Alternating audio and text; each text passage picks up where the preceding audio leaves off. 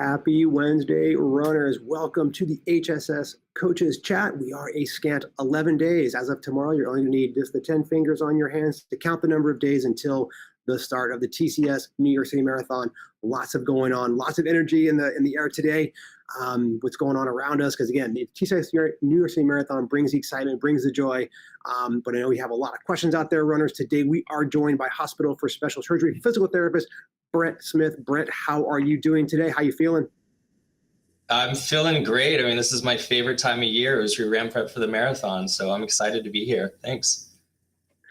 I were talking beforehand. You ran the TCS New York City Marathon in 2019. You just ran a recent marathon as well over in Berlin. So you kind of have a good vibe on where runners are today, kind of what they're feeling, kind of what they're going through. So, real quick, before your own marathon back in September, how were you feeling 11 days out?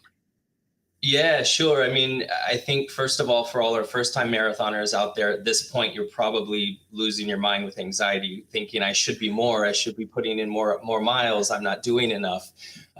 That's a normal place for us to be. The nice thing is for the last marathon I ran, you trust the process, right? And you're not as worried or stressed about it. So I feel for you guys out there, especially the first-timers. This is a tough/exciting place to be at right now.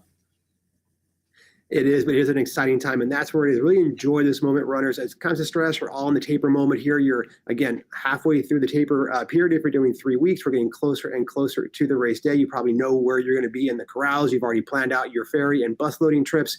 It's kind of coming down to the nitty-gritty here. So we're here to kind of help you look at where you should be right now within your training and any race day hurdles that may pop up.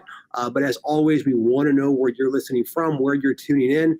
Maybe you are a first-time marathoner. Maybe you're a first-time TCS New York City marathoner. So over in that chat, leave us your question, leave us your shout-outs, let us know what's going on in your world. We always love to connect with our runners. It's always kind of exciting to find out maybe where our furthest point a listener is. It's always a good game we like to play. So drop it in. Let us know. We'll get through all of those.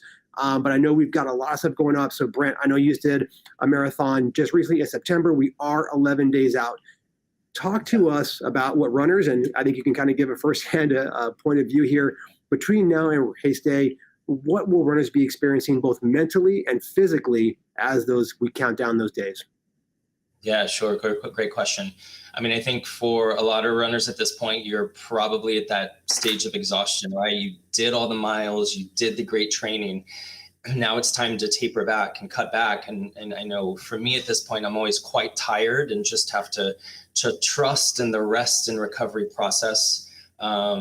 If you're also like me, you're quite hungry right now at this time period. So, focusing on that healthy nutrition to help your body heal, to get you ready for the race is super important. I think one of the worst things that you could do is listen to that inner saboteur that says you got to do more, and you push yourself too hard. This is a prime time for injuries to happen, right? When you push yourself too hard, when you're tired and you should be getting that rest in. Yeah, I think it's so key right now, runners, is really managing the workload. I mean, at this point, the work is done. Nothing you're going to be doing from a physical or an exertion standpoint is going to benefit your physical or aerobic base.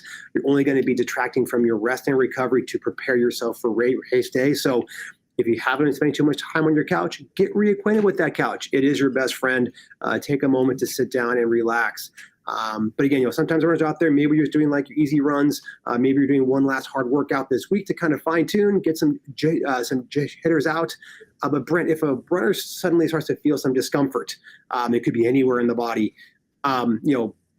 What are some possible next steps that they should look into to kind of, figure out what's going on and hopefully kind of put that off to the side and get ready for race day? Yeah, sure. I mean, obviously, if this is a discomfort they've experienced during their marathon training process, do whatever's worked for you in the past. I mean, the normative things that I would recommend is, of course, rest, as you and I keep saying, the importance of ice to help reduce any inflammatory responses, since most of these injuries that can occur are those overuse injuries. The proper nutrition, right? And again, rest. Obviously, if you need to take it further, maybe if this is a new discomfort or pain that you're feeling, that you're really worried about, coming to see a professional, right? Come see a physical therapist, go see, a medical doctor or sports doctor, just to get checked out, to get some hands on you to see if there's anything going on that could potentially make it so that you need to step out this year, or defer, or just for somebody to say to you, you're okay, this is the normal place for you to be right now. I would say the thing not to do is don't push through. Like you just said, don't up the training. Don't think you can run through the pain, run it off, right? The training's done at this point. You're not going to get any more benefits. We're just maintaining here, keeping the body going, right? So just don't let that anxiety of go, go, go seep in. Yeah, that's a great point. Don't push at this point. Because again, I always like to tell runners, the line between fit and injury can be razor thin, and you don't always know it is until you cross it. And once you cross it, it can be hard to come back to that healthy side. So always better to err on the side at this point, because there's really nothing you're going to do. I mean, our number one goal as a runner is to get to the start line as healthy as you can be, if not 100% healthy, to run the race that you've trained for. So is an extra stride going to make a difference? Extra mile going to make a difference? At this point, the answer is no. So really dialing it back. And you touched on something real quick, Brent, that I want to talk about. And we talk about it often, and it's always a key point I like to go to. There's discomfort and there's pain. How can a runner differentiate between those two as easy as they can? Or like, what are some things that they should look for between, like, is this uncomfortable, or is this actual like a pain, a serious problem? Yeah, sure. I think maybe the easiest way for me to answer that is pain would be anything that alters your running gait. So, if you're limping, for lack of a better word, while you're running, pain would be something that you can't push through, meaning it gets worse instead of better as you go through those first couple miles as you start your run. Pain is something that makes you stop running. Even if you can start back up, if it keeps making you stop your run, to me, those would be the symptoms that fall under pain, right? Discomfort is something that you feel it, you're aware of it, that muscle soreness maybe, but as you run, it gets better. It doesn't change how you're running. So that would be the way I would differentiate between the two. No, and that's spot on. That's a really great look at something. Runners, if you have that, jot those points down, because that's really key. It'll come in handy not only with this training cycle, but future training cycles as well. But more importantly, Brent, right now, what can runners be doing right now to prepare their body for race day? Yeah, absolutely. So I'll say it again. You've already said it. Rest. Please, please, please sleep. You have to sleep. So these 3 weeks of tapering is when your body's healing and repairing itself. So that, like Ben just said, when you step up to that start line, you're healthy. Because if you get to that start line healthy and you've done the training, you can get through whatever happens the next 26.2 miles, right? You've got it under your belt. You know what to do. But if you get to that start line and you're not healthy, that's when you might start to run into some issues during the race. So rest, rest, rest. I said nutrition earlier, keep up with proper nutrition, right? Your body's really craving some calories at this point, most likely. So honor that, feed your machine, but make sure you're feeding it with good, healthy nutrients. And really just kind of prep yourself for race day. So at this point, you've finished all your long runs. Hopefully you've done one of your long runs in the outfit that you're going to be wearing the day of the race. If you haven't, decide that now, and whatever your longest race is that you still have, or longest run, I apologize, that you still have left ahead of you, run in that outfit so that you know you're not going to run into any issues with chafing or any issues like that. For anybody that this is your first go around, you might not realize the mad rush on nutrition and sports gels. So go ahead and make sure you have everything at your ready for the race, so that if it's not available, you have a way to order it. Yeah, that race day checklist is so important, and don't do it Thursday before. Do it today. Get it going now. That's a spot on call out by Brent, because again, controlling what you can control, and Brent touched on a lot of those things, is where you are right now. So trying to put those pieces in place so that to make it as less stressful, especially if you're traveling in for this race, and all of our out-of-town guests, our international runners, you want to have as many of these things lined up, ready to go, because when you hit the boots on the ground here in New York in a week or less time, you're going to want to be as relaxed and comfortable and have all those things in place, because you don't want to be stressing out. I forgot this. I got to find that. I got to do this. Try to get all those things done between now and ideally before you come to the expo to pick up your bib, which is next Thursday, Friday, and Saturday. But again, on the flip side of that, and I touched on a little bit, what should runners not be doing right now as they get ready for race day, Brent? Yeah, sure. I mean, the easy answer, don't do anything new, right? Which is the same thing on the race day. So as we said earlier, don't start pushing your paces, right? So don't run faster. Don't run longer than you're slated to run. Don't fall off of any of your training habits, meaning whatever your off days are, right? Whatever cross training you're doing, don't start upping those. Don't start adding in anything new. Stick with what you've been doing. With the nutrition aspect we talked about, don't start adding new foods. Don't start trying new race day nutrition. Stick with what you've been doing. And just listen to your body. That's exactly. Brent covered it all right there, folks. You are where you are. Nothing new, folks. Stay with it. You talked about feeding the machine earlier. That's really what it is. At this point, make sure you're getting in those nutrients as you rebuild your stores, you repair the muscles from all the work that you've been doing the last several weeks and months to get to this amazing time. Enjoy it. It was work. You did this for yourself. I really want to emphasize that everyone out there that chose to do a marathon has chosen to do a marathon, whether it's your first or fifth or 10th or 100th. You choose to do this because it's something that you enjoy. And always remember that piece as you go through, because it is something that we do as runners for ourselves. It's our time for ourselves, whether it's a 5K or a marathon. It's something that brings us excitement and joy and fulfillment in our world. So always keep that in the front view as you go through this. And remember that in those tough moments on race day, that you did this for you. You wanted to do this. You want that success. This is something that you feel is important to you. So go get it today. But I know we've got questions and shout outs coming at us, so we will kick it over to that section of the show.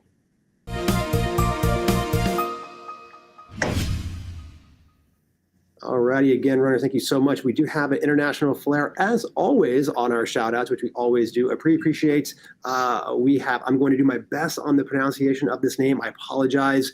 It's Eva Maya, I believe, from Finland. Thank you so much for joining us today. We have, I think it's Janet from Belgium. So we have two of our European contingent folks. Please safe travels on your way in, coming in. We have Jossie from Club Rise to Run. Thank you so much, Jossie. We have Nobu from Philly. Go Phils. I know you got the World Series coming up on Friday. A lot of friends down there having a good time. We have Lou doing the first time NYC, but 8th overall marathon. Hopefully New York lives up to the standards that we talk about, Lou. It is an amazing day. We've got Dub coming in from San Antonio. Always a pleasure. We have someone coming in from Orlando saying that I will see them for the first time cross the finish line. Last year, it sounded like they were injured.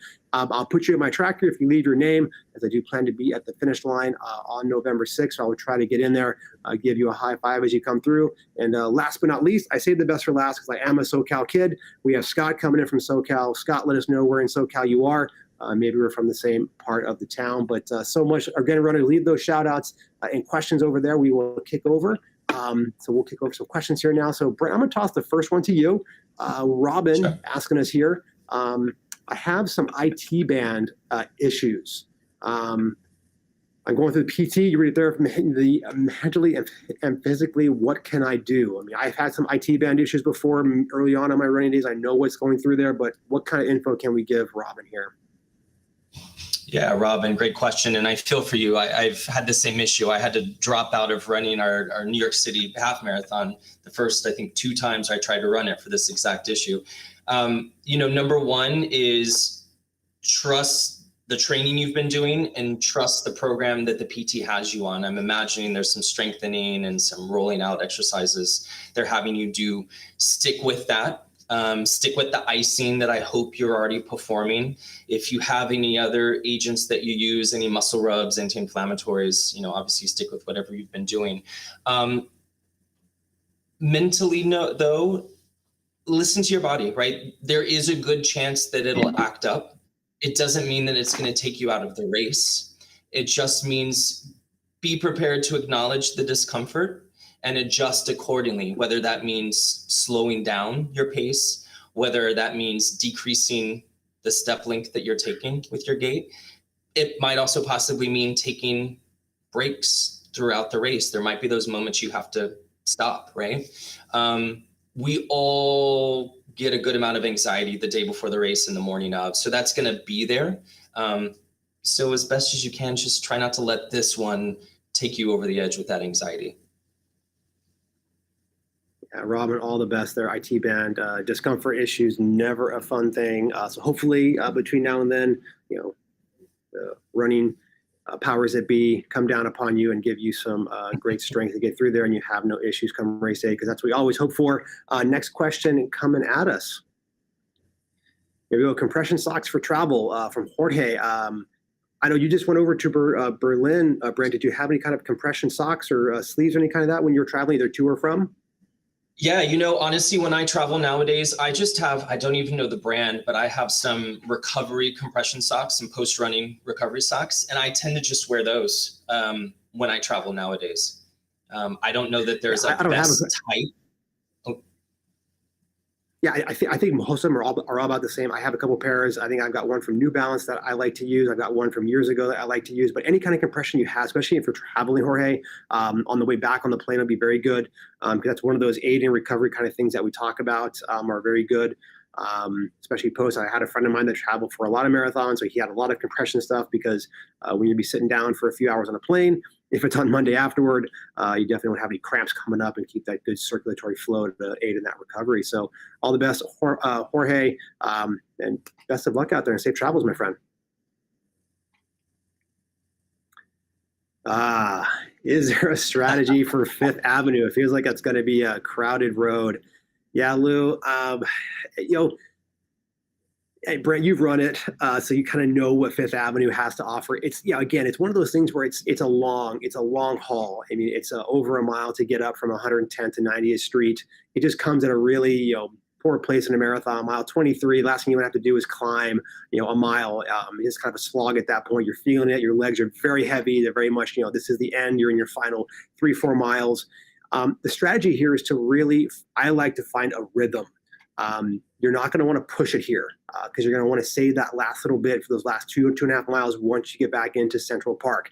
Feed off that crowd, especially if you're coming through, at the good part of the day, anywhere between 3 and 7 p.m., even before that, really, depending on when you go off. I mean, from noon until 7, there's going to be lots of crowds out there on Fifth Avenue cheering you on. As they come around 110th Street, there's usually a band over in this band shell area, so there'll be some excitement there. But really settle into the rhythm here, Lou. If you've been on top of your fueling strategy at this point, you're going to be leaning into that to get you up that little bit of an incline. Brent, the year that you ran it in 2019, how did Fifth Avenue go for you? Don't put you on the spot, but I'm curious to hear. No, that's okay. You know what? For me, Fifth Avenue was almost a bit of a blessing, because where I kind of tanked out a little bit was the Bronx. And the nice thing with the Bronx is, if this is still true this year, there's bananas up there for you to refuel a little bit. The year I ran it, there was this amazing biofreeze station that I just ran right up to them and said, spray me from the waist down.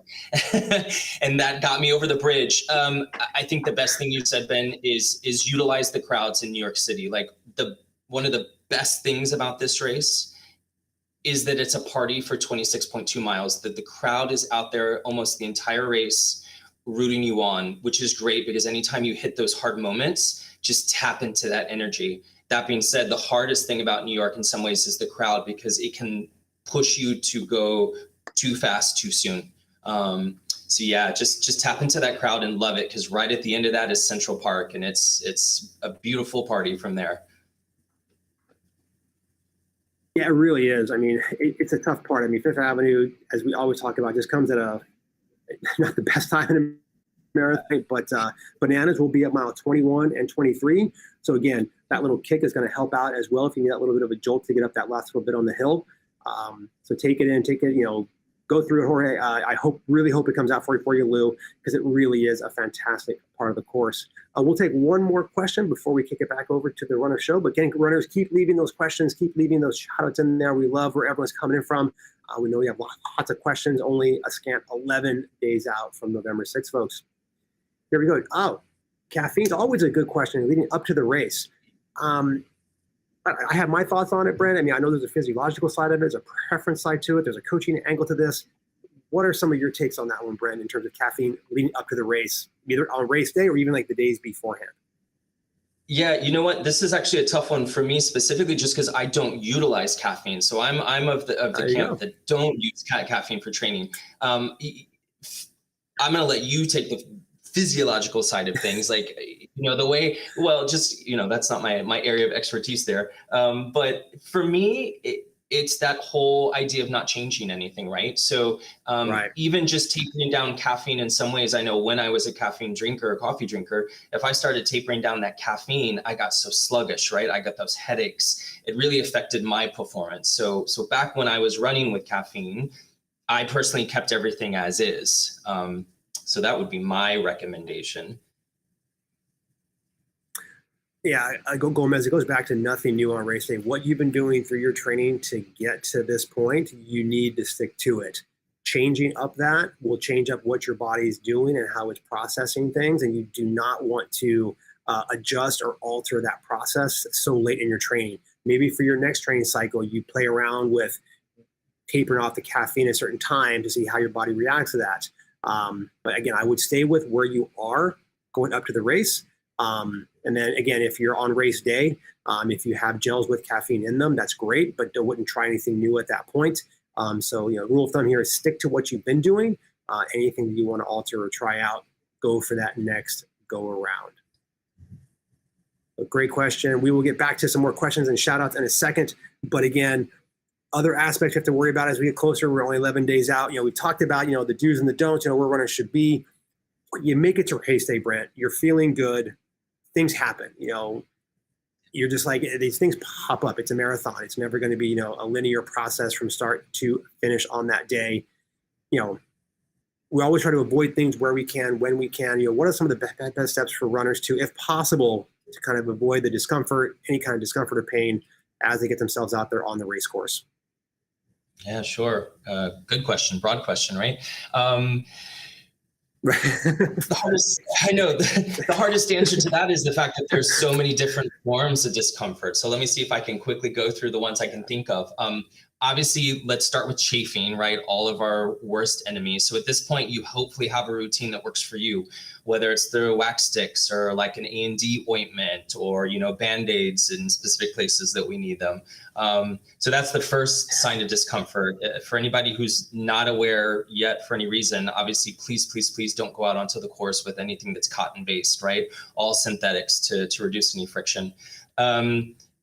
As we keep saying, don't change anything on race day, right? Stick with your pace. So when I mentioned earlier about how this marathon can push you too hard, too fast, one of the best moments is when you come over that Verrazano and you hit Brooklyn and it's like hitting a wall of sound. Brooklyn just is there for you, and it's a party and it's a band every other block. But because of that, I've seen way too many runners just hit the pace way too hard. And that discomfort's going to come later when those legs just give out on you the second half of the race. There's the GI issues. So we talk about not doing anything new, right? So as you just talked about with the gels and the caffeine, don't add anything new. You want to make sure that your stomach, right, your GI system is going to be okay. So be on top of what you're eating the night before the marathon and know that you're okay to run with it. Be on top of what you're going to run the morning of the marathon. And try a run with that to make sure it's not going to cause you any issues. The only thing I would add to that is for any runners that start to tank out around 21, 23, if you're really feeling the fatigue and you've never tried a banana during a race, don't hesitate to grab one of those bananas if you need to get that fuel in you and just kind of slowly eat it and see how you feel. That was my saving grace for my first marathon, was the banana, and I'd never done one before. So that would be one time I would say, don't hesitate to try something new if you need it. Yeah, again, it's always roll the dice. I know in my first marathon, I made the mistake of actually trying an orange as a citrus fruit, which is the exact opposite of what you want to do. But man, on a warm day, that orange looked really good. Unfortunately, it derailed my first marathon in the wrong direction. Yeah, but it's such great points there, Brent, because we talk about, chafing in a race is never fun. So really think about, that kind of discomfort. I think we've all seen the Office episode where Andy, he pulls the his singlet out, he's chafing really badly. We all see the visualized there. But yeah, it's, again, it goes back to control what you can control, because the hurdles that come up on race day, sometimes there are some things that I want to say are planning issues, because sometimes things happen. You take a step and you're like, I've never had that discomfort before. Where did that come from today? And it just happens. That's just part of the race. It's part of life. The marathon's a long distance. You kind of have to figure some things out. maybe the side stitch that you never get. So, I mean, in terms of side stitches, Brent, what happens if a runner gets that? We've had a lot of questions. Is it, I mean, for everything, is it hydration? Is it a potassium? Is it just life? I mean, there's all kinds of different ways to look at it. I mean, if someone does get a side stitch in the race, what is there anything that we can do? I mean, can I breathe it out? Can I stretch it out? What can I try to do there? Yeah, I mean, the answer to your first question is yes. It's all of the above, right? There's no way to know at the moment. Right? I think the first couple things to think about is if it's an electrolyte or a nutrition issue, hopefully you have some type of electrolyte replacement with you. For myself, I run with, what are they, like the chewable salt tabs, right? And so I'm constantly inputting with electrolytes. So put that in first. It could be a dehydration issue. So obviously you'll hopefully have water with you or available at obviously, each mile. So grab some water. And then if it were anything just musculoskeletal or you've overdone it, as it's going to happen, right? It's fatiguing. Just walk it off, right? Slow down or stop and walk. Don't fully stop unless you absolutely have to, but try just walking first and see if that little break will walk it off. If you need to do a little side stretching, like you demonstrated, you can absolutely do that. But I wouldn't recommend just stopping as the first go-to because that could cause some other issues. Yeah, again, I mean, and all those things that pop up on race day, hopefully none of them happen to you, the runners out there. Hopefully you have just a spot on, perfect, absolute. Whether I'm sure as a runner, we're all checking our weather apps. I'm not even running the marathon this year, and I check the weather app every single day. I'll be out there all day, so I want to make sure, do I have to have a rain jacket or not? Hopefully not. Hopefully the weather people shine upon us that day and we have absolutely spectacular weather for both spectating and running. All things that you plan for runners, some things, they just may pop up, and just do the best you can. Have some, really lean into the mental strength that you've done and you built up through your training, because I'm sure you've encountered some hurdles in your training. Lean into what you did to get through that. There's always a rough patch somewhere. It doesn't last forever. Just get through it, whether it's the next block. I mean, the beauty of running in New York City is that we have blocks. So, okay, so I'm uncomfortable here. I'll go 2 more blocks and see how I feel. And then magically it may disappear. It may go away. Just keep going to the next block, the next aid station, the next person in a red shirt that you see, whatever the case is. Keep those mental things going. Distract yourself a little bit as you get out there. Because again, we want you to get to the finish line, because we're waiting for you there. You have your medal, you have your HSS recovery bag with all the food, you have a poncho, your family and friends will be waiting for you if they're coming to cheer you on. But Brent, after the race, we always talk about the minute you step across the finish line, that's when recovery starts. We always encourage runners to keep walking. What else can runners do, knowing they've just put their body through this amazing, incredible adventure and journey? What do they need to start looking at to aid in that recovery the minute they get that medal, the poncho, and start walking it off? Sure. Number one, I'm going to repeat what you just said. Keep walking. Please do not just stop at the end of the race. But for your cardiovascular health, this is why you see some people pass out and go down. You've got to keep walking to get that blood that's going to pull into your feet, your legs, back up centralized into your system. As well, continuing to walk after a race the rest of the day is going to help reduce your soreness, right? It's going to flush everything out of your system that builds up during the race. Hydration. So the minute you're done, hydrate, right? Not just with water. Get a sports drink, something to replenish all those electrolytes, get some carbs in your system. Like Coach Ben just said, you're going to have some goodies in that bag. So get some food in you then, but also have some good food planned out through the rest of the day. Get some good nutrition in your body. You've really put your body through it. And now it needs to heal for almost the next 3 weeks, right? So be ready to rest, as we've been saying, proper nutrition. A great trick you can also do, obviously, when you're home, is take an ice bath, which anybody can do at home. Just fill the bathtub with cold water, have a good bucket of ice beside you, get in that cold water, then dunk it in. That's going to really help reduce some of the aches and discomforts that you might develop. There's going to be aches and pains when I'm done running a marathon, Brent. Now you tell me this? I signed up for it. You didn't tell me that earlier. I'd have been like, if I'd known that back in July, I would have been like, maybe I'll just do a 5K and make it a little bit easier. But no, you chose a marathon, folks. It's always you joke about. This was your life choice, folks. But it's a beautiful day. I can tell you from experience, and I've run this race 5 times. I got to hang out at the marathon finish line last year for the 50th. To see people come across that finish line, one after the other, hour after hour, minute after minute, was really a unique experience. And as runners always are, it's never enough. I won't say it's never enough, but we're always thinking about the next. So Brent, as runners are, you cross the finish line, you're like, I'm never doing this again. And an hour later, you're like, oh, I've had some food, I've had some drinks, I'm not feeling too bad. I got to sit in the subway because my medal and my poncho shows I ran, and New Yorkers are nice to me for the first 5 minutes. That's great. But when should runners really start thinking about their next race? Good one. Their next race. So I adhere to the whole idea of a reverse taper, right? So we taper for about 3 weeks to prep for the race, and then I do a 3-week taper to ramp back up after the race.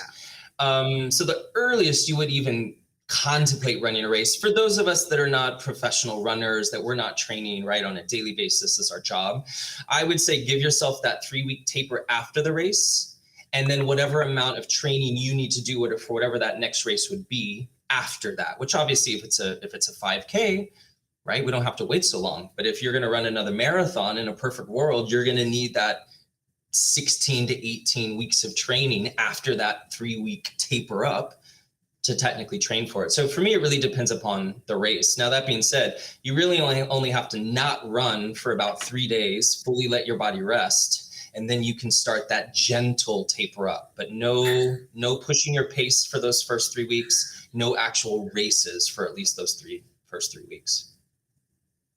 Yeah, and that's spot on. And I know, like, the way that this race falls on our calendar, Thanksgiving comes up. A lot of people have that turkey trot mapped out. That's probably a pretty good place to kind of any kind of early push you want to do. But again, you've earned it. You've earned, I don't want to say the right, but you've earned the time to yourself to recover and relax. I think people need to really take that into consideration. Runners always tend to jump back into the next training cycle. They don't give themselves that pause, that moment to kind of reflect and then be in the moment. As Brent said, those first 3-4 days, sleep in, relax. It's okay. You're actually going to be getting physical gains as your body recovers. So jumping back into those speed workouts in the long run the weekend after is not ideal. It's not advisable. You want to give yourself time. Look at the end of November, December to really start planning that next training cycle. Maybe you already have that race on your calendar. Maybe looking at a half in early 2023, or maybe you have a marathon on the calendar that you're going for. But give yourself some space and some time to recover. You worked hard to get the medal, the accolade, the finish time, whatever that finish time is. You covered those 26.2 miles. So just take a moment to appreciate the effort that you put into that, because you've earned it. But I know we've got more questions. We've got more shout outs. I will stop waxing politically here, folks, because I know you don't want to hear me talk. You want to hear some good answers coming in. So let's hit it up. More shout outs and questions, folks.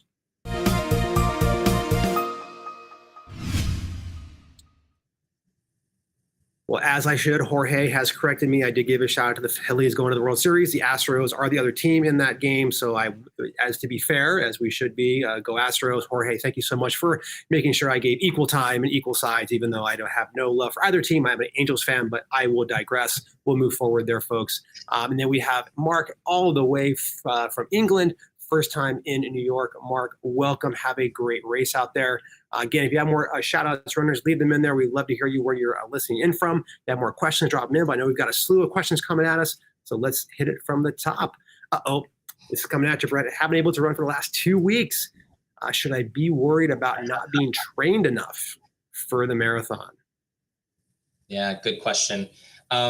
I won't say much about the injury per se, since I don't know the nature of the injury. So I obviously can't say whether or not you should even be out there running the marathon. But what I'll say is, no, don't worry, you haven't trained enough, because at this point, you have no control over that, right? You've done the training up until this point.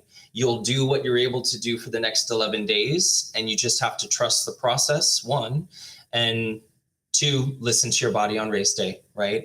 The hardest thing for any runner to ever do is to say, I just can't do it. But if your body is truly saying you can't do this for risk of, injuring yourself further, very important to listen to that, because then you're setting yourself up to run this marathon a different year and as many marathons as you want after that, versus trying to push this marathon and causing an injury to the point that could keep you from running a marathon ever again, right? It can be that severe. So listen to that body.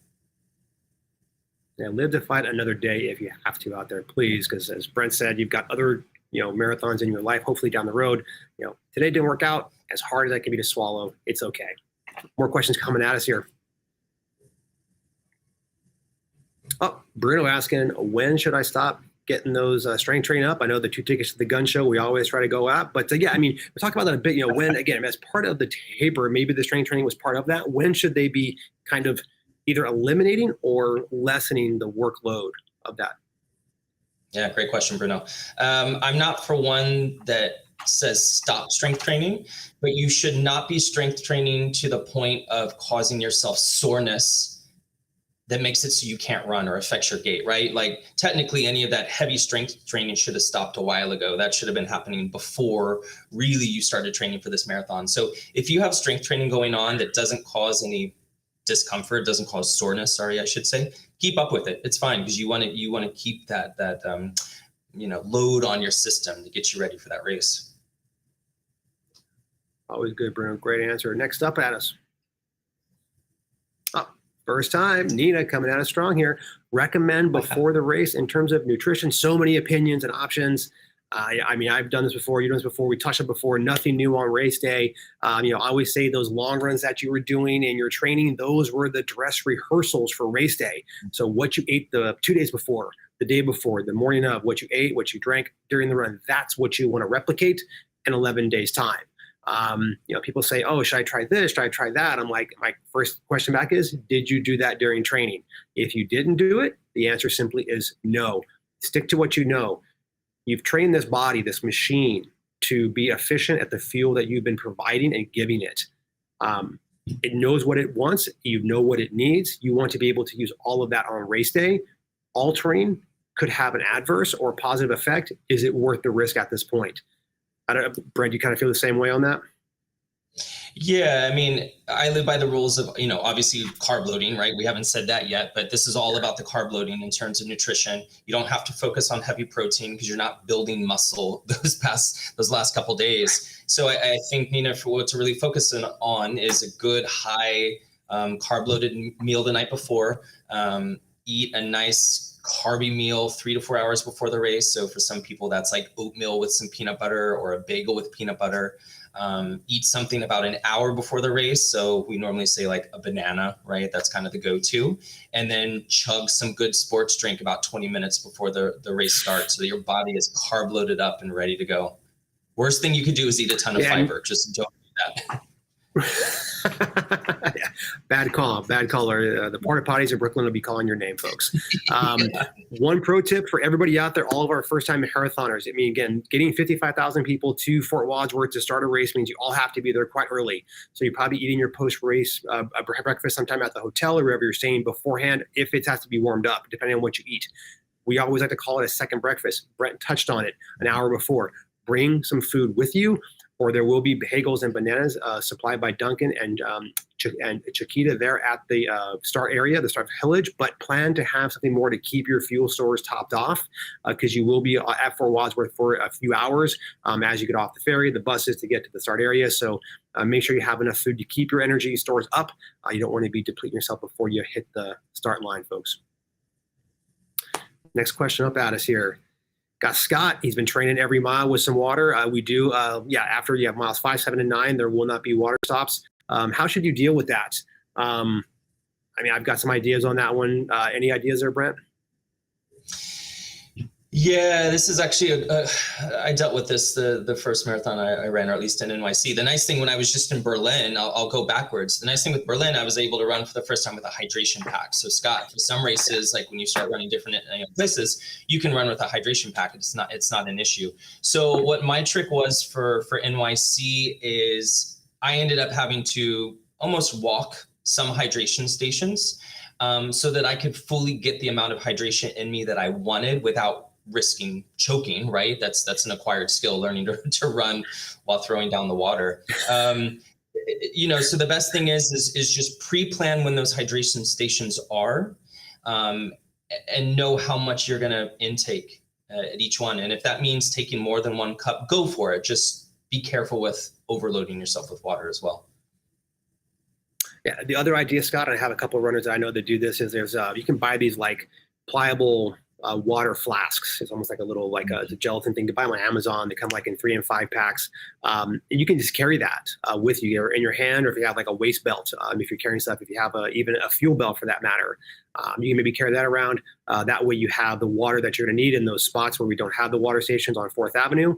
And that way you got it. You drink at the water stations. Like Brent was saying, the next time, okay, hit a mile marker, drink from this water station, drink from this, and then you get yourself through that stretch. And again, you've done exactly what you've been doing in training, which is the key there. So all forward, Scott. Go for it, my friend.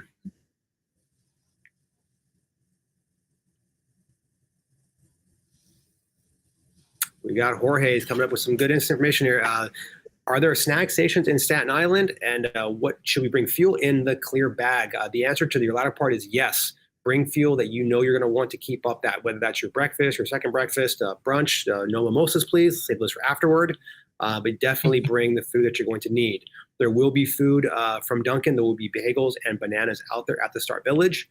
So definitely feel free. I know in 2018, the last year I ran it, I went and grabbed a bagel early and just kind of nibbled on that throughout the time I was out there on, sitting down, relaxing, just to kind of keep food in there and kind of keep those stores as topped off as you can.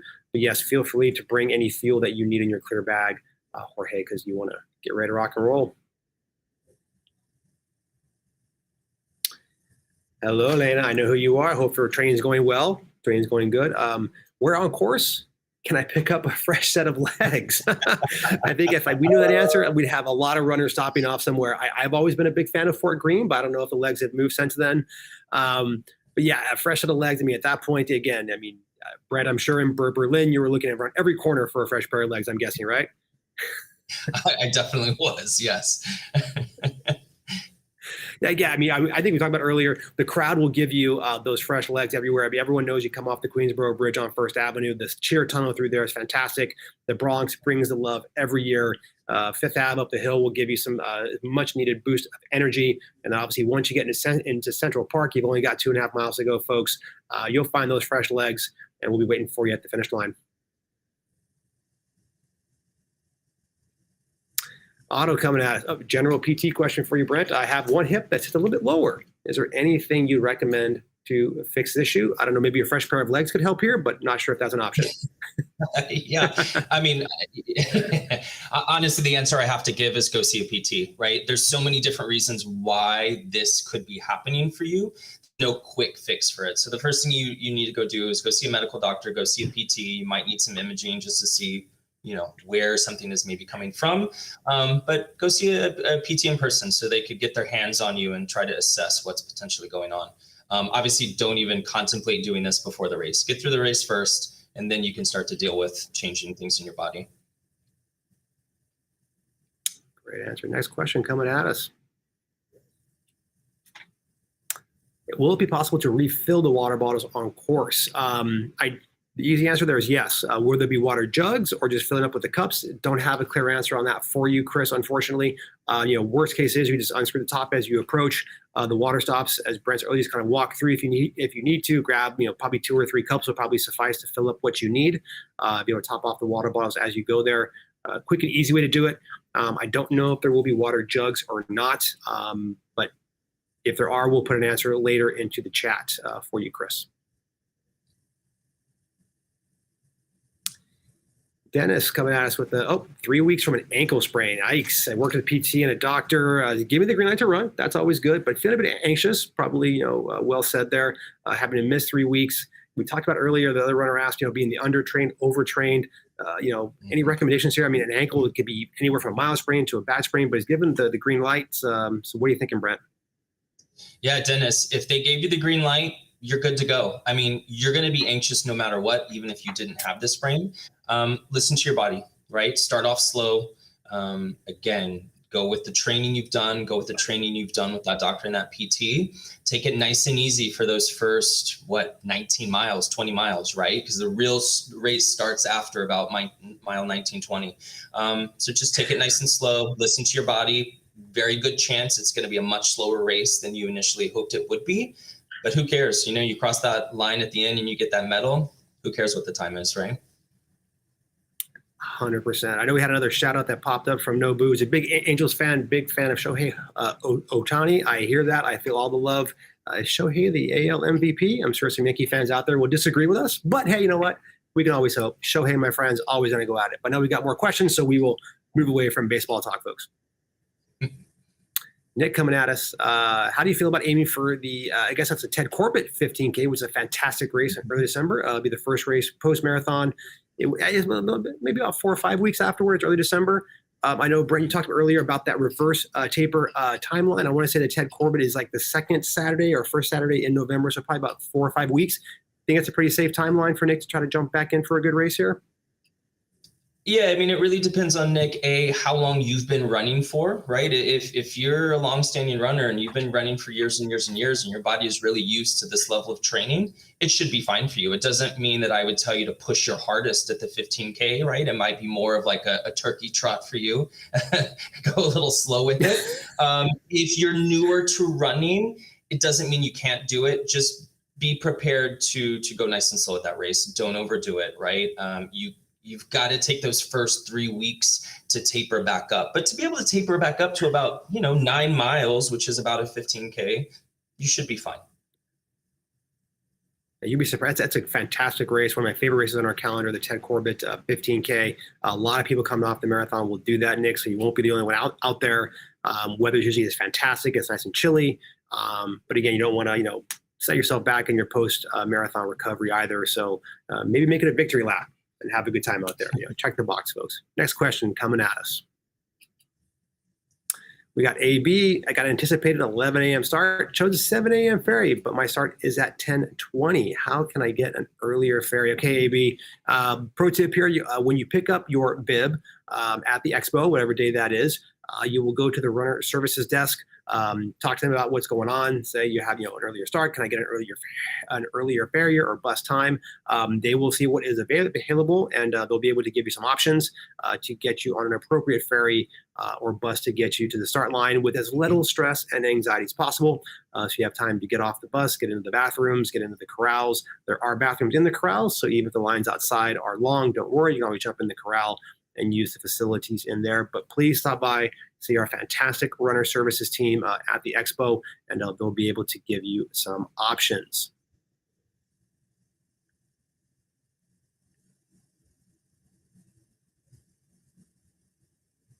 Maybe got more questions coming at us. I don't think we're quite wrapping up here yet. Do we have any more questions coming at us?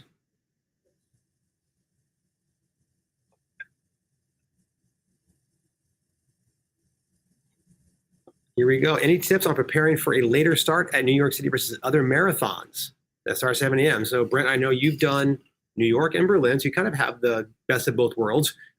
What were some of the things that you've done to prepare for that, knowing the differences you have there? Yeah, New York City, it's definitely a long morning before you start. So I think, like we said, prepare everything so there's no stress that morning. For myself, I took a pretty heavy meal with me. So I happened to train on New York City on this really healthy fried rice dish that I had found. So I literally traveled to Staten Island with this huge tub of fried rice.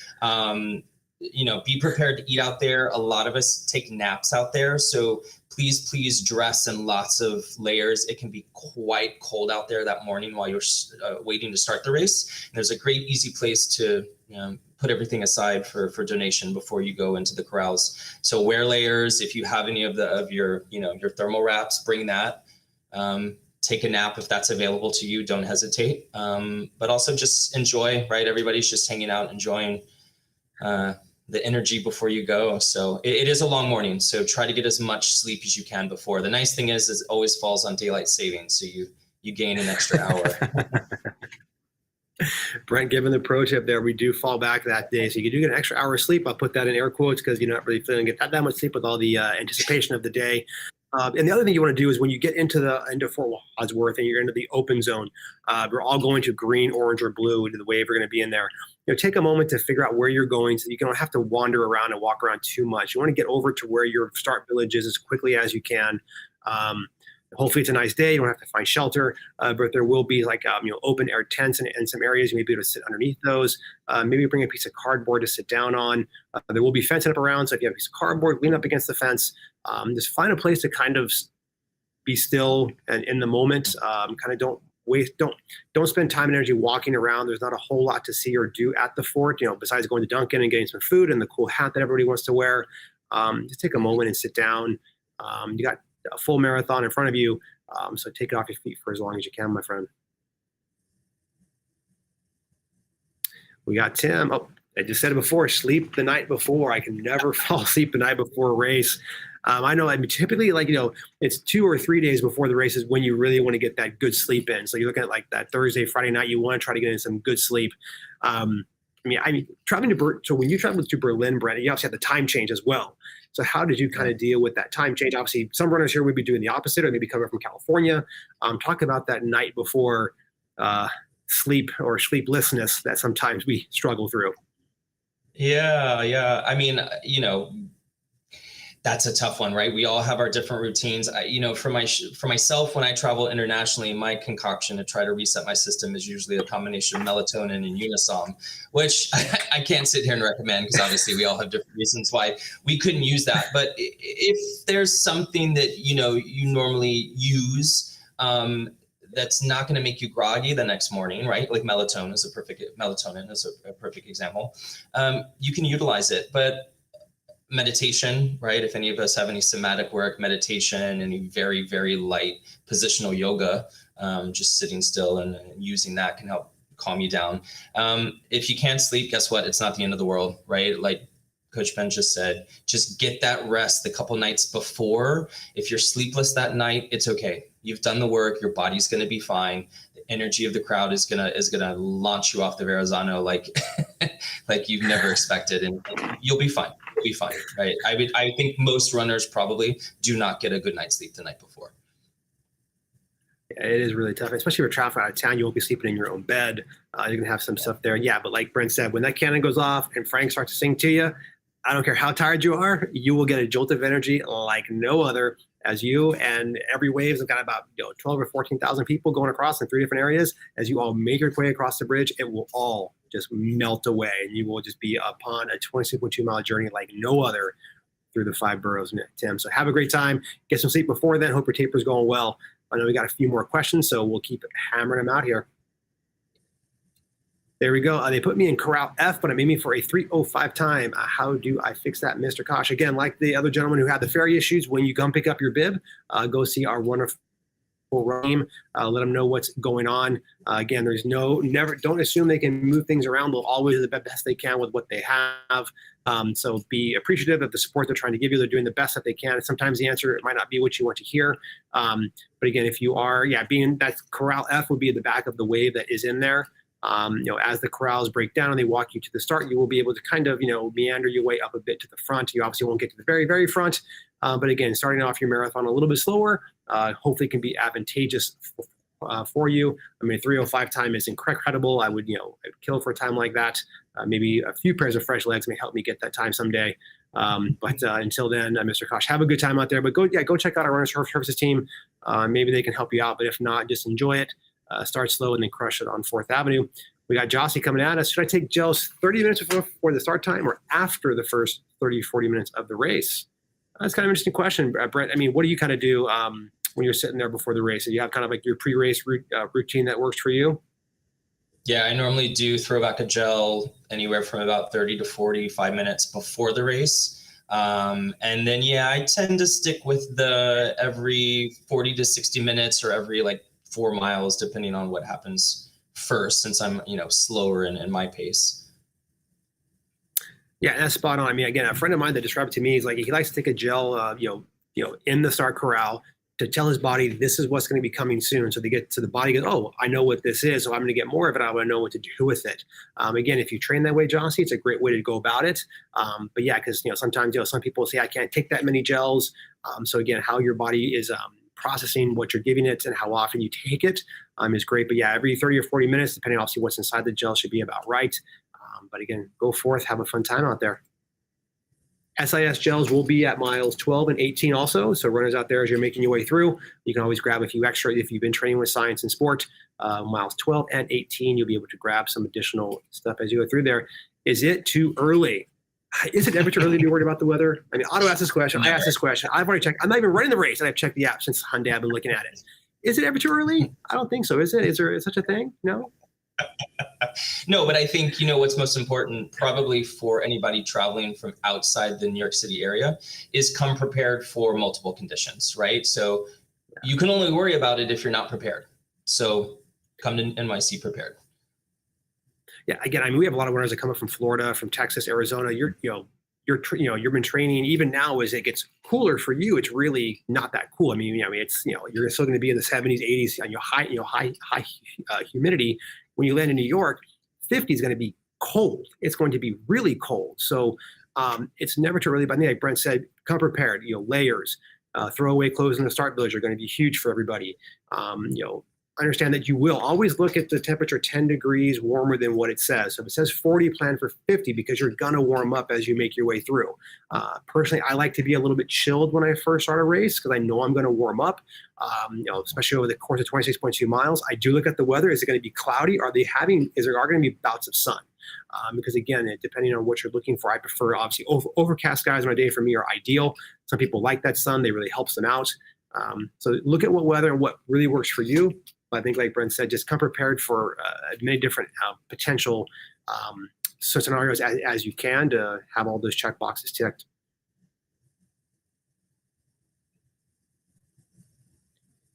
Eighth marathon for Jossie. That is fantastic. I mean, I love that. And how many can you get into without any? How many can you get into without any? Meaning like to have to do the 9+1 or having to put everything in there or having to raise charity. I'm not sure what the effort means. I mean, hopefully you can get as many as you want. I mean, I don't know how'd you get into Berlin? I'm curious. Did you through like friends, charity? Did you put your name in the drawing? No, I was lucky. I got in through the lottery. I was lucky. So again, there's always ways to get in there. I mean, I have been fortunate enough this marathon season to be working with Team for Kids. It's a community that I've known and known about for many years. I've been fortunate to be running with them on the regular as of late. If you want to add meaning to your miles, I can tell you running for charity has got to be one of the best ways to go through it. Those Team for Kids, that running community in general is just amazing. I think when people kind of get involved with a charity, you get to learn that you're not alone. I mean, people look at running as a singular sport. It's just me and all I got to do. But then you realize, oh, wait, I'm not. I mean, there are people like me. I can do that things. We can go out and get brunch. We have different interests outside of this. So look at different ways to get in. We've all been running. We always enjoy it. Again, what we do for ourselves, but, always look at different avenues and different ways to maybe, add different meaning to what you're doing out there during your training. Go get it, Jossie.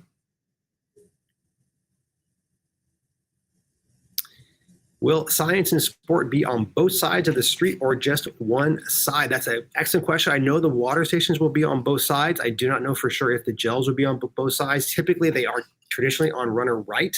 Also depends on where you're going through. I would anticipate they'll be on both sides. There always is good signage up there, but leave that question there. We'll try to get some more information back to you and answer that in the chat box a bit later on. But yeah, always look out there, miles 12 and 18, science and sport.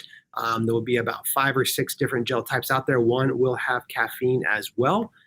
But again, it's one of those things you haven't tried it yet on race day. Maybe have those in a pinch late in the race, like Brent said earlier. Maybe they're coming through 20, 21, 22. You need a little bit of a jolt. Could be worth a shot at that point just to get you over the finish line.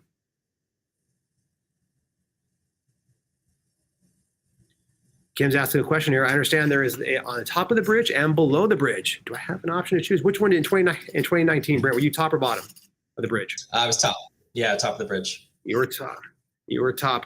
Kim, the short answer to this question is you don't get to choose, but yes, there are tops and bottoms. Green is the only one on the lower level, and then orange and blue are up top. Both green and orange will be on your left side. Blue is on your right. I did green my first year, and I absolutely loved it. I really enjoyed being under the bridge. It kept us out of the wind that year. It was very windy in 2014, the first year I did it, so it kind of helped us keep it a little bit more sheltered from that. Every other year I've been blue up on the top. Again, both are amazing. They're going to have a great view of Lower Manhattan and Brooklyn as you go through.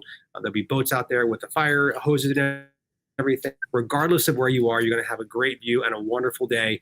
So Kim, just soak it all in. I like to tell runners, enjoy the moment. You worked hard to get there. You'll never be in that same moment again. So really just soak it all in as you go over the bridge and just enjoy your way, because eventually all 3 of those starts will merge into one, and then you're all cruising on the same course as you make your way through the boroughs.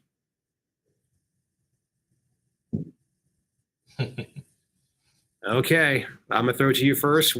First timer. What would be your advice, John? Brent, what do you got for him? Anything? Any like sage words of wisdom that you've found over your years? What do you got for us, Brent? Just to have the absolute best day you've ever had in your life. There's nothing like the feeling when you cross that first marathon finish line. So just have the best day, John. Yeah, I mean, I was telling some runners recently, regardless what happens, it's going to be a PR. You're going to have your fastest marathon ever, regardless of when you cross it. I will say advice I mentioned before, the last question for Kim, soak it in. You'll never be in that moment again. So don't, take a moment to look around. It's incredible. I mean, you're going to be running through the 5 boroughs. I mean, there are parts that are just straightforward. I mean, Fourth Avenue is very straightforward. But you make your way through Williamsburg, up through Fort Greene. It's an incredible place in Brooklyn that people don't really get the love as other areas. Long Island City, it brings out so much energy as you cross the Pulaski Bridge.